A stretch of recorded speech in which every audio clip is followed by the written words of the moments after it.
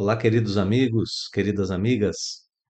No episódio de hoje da série Vida Espírita, nós vamos falar sobre algumas características ou sobre as diversas formas que cada um de nós tem de desenvolver amor.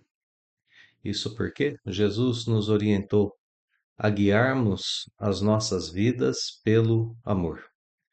Toda conduta humana, segundo Cristo, deveria ter como base fundamental esse sentimento que é definido em O Evangelho segundo o Espiritismo como sendo o sentimento por excelência, o mais puro, o mais sublime, o mais elevado, o mais nobre dos sentimentos.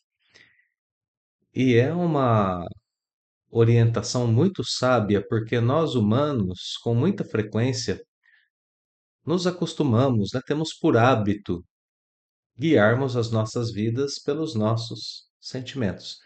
Nós guiamos grande parte de nossas vidas por aquilo que nós, por exemplo, gostamos ou não gostamos de fazer, gostamos ou não gostamos de comer e assim por diante. Deixamos que os nossos sentimentos muitas vezes nos guiem e muitas vezes nós agimos de forma equivocada porque um sentimento nos arrebata. Basta que alguém nos ofenda, por exemplo, aquele sentimento da ofensa faz com que nós nos sintamos mal e que queiramos revidar imediatamente. Então, do ponto de vista dessa orientação de Jesus e da doutrina espírita, pois o Espiritismo reverbera este ensinamento de amor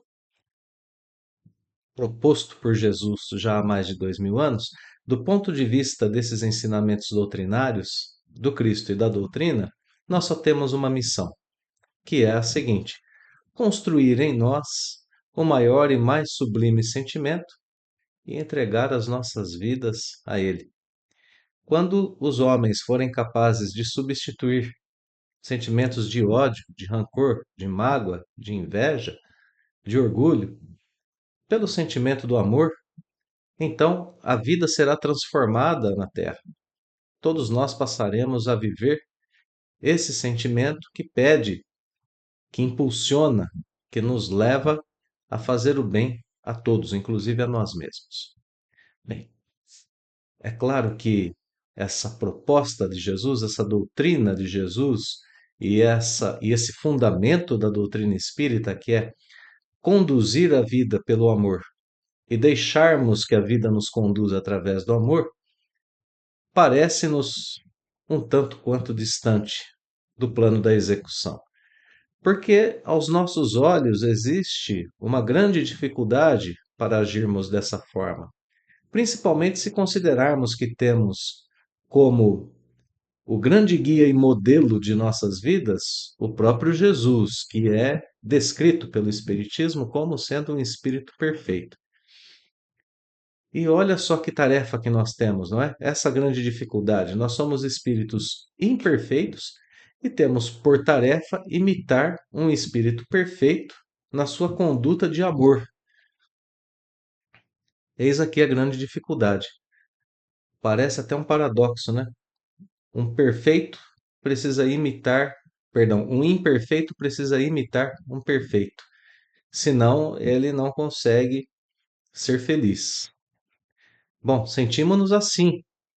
E por muitas vezes o que desperta em nós diante dessa conclusão é que nós somos incompetentes e então acumulamos culpas, frustrações, porque não conseguimos amar tão intensamente como deveríamos, da forma como somos ensinados. Bem, mas o Espiritismo ensina que existem formas para vencer essas barreiras internas que nós temos e para de fato amar. Talvez não amar neste momento, exatamente nesse momento, como Jesus amou quando esteve na terra, por ser um espírito perfeito, mas amar no alcance daquilo que nossas faculdades nos permitem. Então, nós temos sim condições de construir amor em nossas vidas. E o amor começa a ser construído através de nossas faculdades. E nós temos três faculdades essenciais: a faculdade de agir, a faculdade de pensar e a faculdade de sentir. Notemos que apresentamos as faculdades nessa ordem para podermos trabalhar um pouco o plano de ação para desenvolvimento de amor dentro do âmbito da vida terrena. Então, o que mais ressalta na vida terrena são as nossas ações, dado que ninguém pode ouvir os nossos pensamentos, ninguém pode sentir os nossos sentimentos, da forma como nós pensamos e sentimos. Ninguém tem clareza a respeito disso. As pessoas nos medem por nossas ações. Diria o Cristo: reconhece-se a árvore pelo fruto. Então, pequenas ações que nós tomamos no nosso dia a dia também são ações de amor. Vamos a alguns exemplos. A ação do silêncio, quando nós vemos um irmão, perdão, numa atitude equivocada e nós não criticamos esse irmão, nós estamos em atitude de amor para com ele, deixamos de criticá-lo. Quando nós fazemos qualquer gentileza por alguém, quando cedemos um lugar a uma pessoa idosa, por exemplo, num ônibus lotado, nós tivemos por ela uma atitude de amor. Quando nós fazemos uma doação a alguém, e que seja a doação de nosso tempo, a doação de nossos ouvidos, ouvir, a doação de nossas palavras, um incentivo, um bom conselho, quando nós estendemos as nossas mãos em ajuda para alguém, nós estamos em pequenas e valiosas atitudes de amor. Uma mãe que cuida de seu filho amorosamente está tendo uma atitude de amor. O casal que vive na fidelidade está vivendo uma relação amorosa.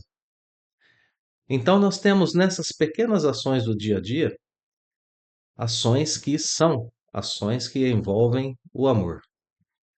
No pensamento, nós temos orientações da doutrina espírita para não julgarmos os equívocos das pessoas, para não julgarmos os seus erros e termos em nosso pensamento como base fundamental para esse pensamento sincero o fato de que nós também erramos e erramos com grande frequência. Então, não julgar o próximo. Mais do que isso, pensar o bem a respeito dele, de nosso próximo, ressaltando as qualidades que ele tem. E então nós poderemos ver as pessoas por um outro ângulo, por um outro ponto de vista, melhorando assim o nosso ambiente mental. E por fim, o amor, sentimento, né? É possível também um certo tipo de amor em nosso sentimento, aquele amor fraterno. É possível de ser cultivado por todas as pessoas em relação a pelo menos a grande maioria delas. Claro, quando Jesus extrapola os horizontes, né, pedindo para que nós amemos até os nossos inimigos, pode se tornar um pouco mais difícil essa tarefa de amar o próximo com fraternidade. Mas se não podemos amar um inimigo com fraternidade, o amemos sem guardar mágoa. Amemos perdoando. Amemos mais tarde tentando reconciliar e não desejando o mal a ele. Só o fato de não desejar o mal a ele, mesmo quando estivermos ainda magoados, já é uma atitude, uma fase do amor em construção.